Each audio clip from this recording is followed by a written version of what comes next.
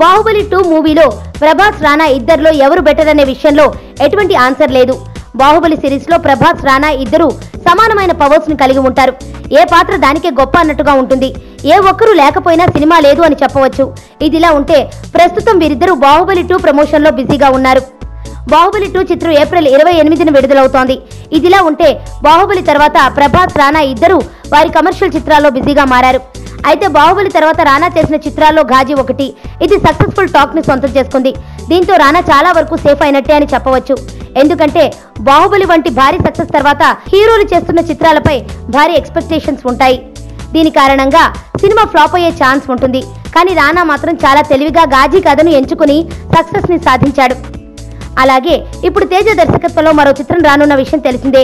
నేనే రాజు నేనే మంత్రి టైటిల్ తో వస్తున్న ఈ చిత్రంలో రానా రాజకీయ నాయకుడిగా కనిపించనున్నాడు. ఇక ఈ చిత్రంలోనూ రానా చాలా డిఫరెంట్ గా కనిపించనున్నాడు.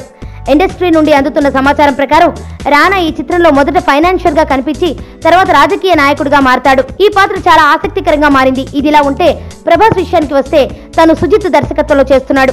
పూర్తి కమర్షియల్ గా రానున్న ఈ చిత్రంపై భారీ అంచనాలు ఉన్నాయి. ఇంత భారీ అంచనాలు ఉన్నా ఈ చిత్రం సక్సెస్ ఎంతవరకు సాధిస్తుంది అనేది చెప్పలేమంటున్నారు.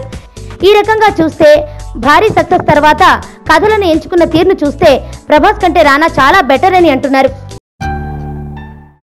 నా పేరు ధనుష్ రిషి. అందరూ ముద్దుగా దరి దరి అని పిలుస్తుంటారు. దేవుడికి నా పైన ఉన్న క్లారిటీ, నా బ్యాడ్ లక్ ఉన్న గ్రావిటీ నాకు చిన్నప్పుడే అర్థమైంది. నా లైఫ్లో లక్ ఫ్యాక్టర్ రాంగ్గా ఉండొచ్చు, కానీ లవ్ ఫ్యాక్టర్ మాత్రం చాలా స్ట్రాంగ్గా ఉంది. ఒక మనిషి చేయి చూసి తన జాతకం మొత్తం చెప్పేయగలను.